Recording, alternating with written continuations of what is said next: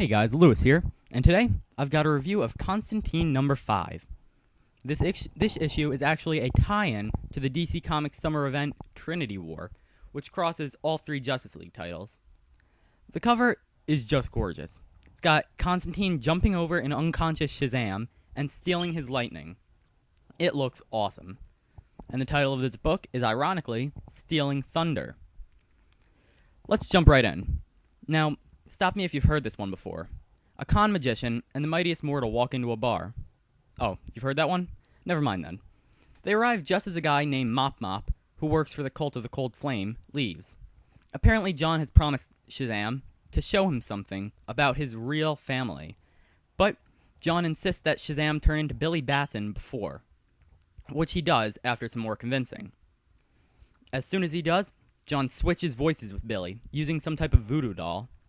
Lloyd, the bartender, handcuffs Billy to the counter, and Constantine is now in control of the word Shazam. We then see the Temple of the Cold Flame, where Mr. E is getting a call from Mop Mop, telling him about John at the bar. Mr. E has Mop Mop transform into some type of demon thing to kill everyone in the bar, but John first. Back at the bar, we see John trying to put the magic of Shazam into a bottle when Mop Mop bursts in and tackles John, stabbing him in the chest. But John quickly utters the magic word Shazam, and we see an awesome version of John Constantine Shazam, or as I like to call him, Captain Constantine. He begins fighting the demon, but the power is hurting his body because it's not meant for him.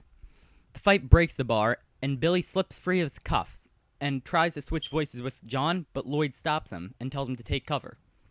Billy then realizes that Mop Mop is after John, so he uses John's voice to distract it, and Captain Constantine rips its head off. Billy then changes their voices back and changes into Shazam.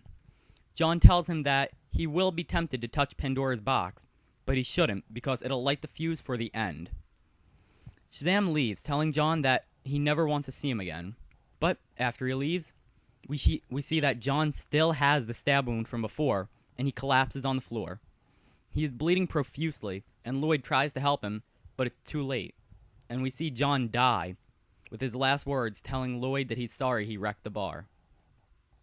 We see his spirit rise out and meet none other than Chris from issue number 1, who tells him that it's time for payback. This issue is fantastic. If it's not apparent from the excitement in my voice, I absolutely love this issue. I thought it was incredible. I loved the story, the art was fantastic, and the dialogue was great. Having John steal Shazam's power and becoming Shazam himself was awesome to see. This issue was all around great. Even if it wasn't a Trinity War tie-in, it would still be fantastic. And one of the best parts is Mop Mop's silly little name. I'm going to give this one a 10 out of 10. I highly recommend this. If you haven't already, go out and get it. It's well worth the $2.99.